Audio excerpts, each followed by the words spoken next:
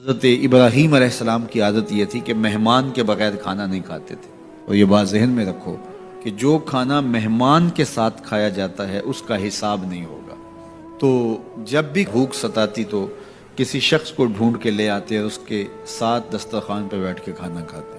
ایک دن ایک مہمان کو ڈھونڈ لائے اور کھانا تیار تھا تو کہا کہ اللہ کا مبارک نام لیجیے اور شروع کیجیے۔ اس نے کہا میں تو اللہ کو نہیں مانتا۔ تو کہا کہ میاں تیرا اور میرا رشتہ کیا ہے؟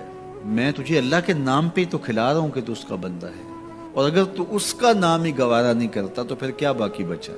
اس نے کہا روٹی کے چند لقموں کے لیے میں اپنے بت سے بے وفائی نہیں کر سکتا۔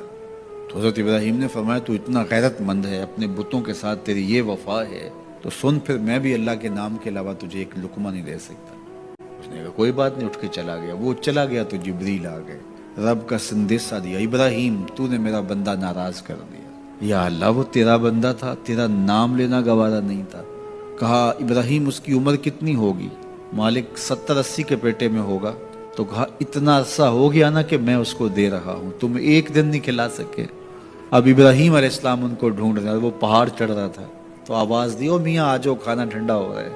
اس نے کہا آ جاؤں گا لیکن تمہارے رب کا نام نہیں لوں گا۔ کہا نہ لینا، آ جاؤ۔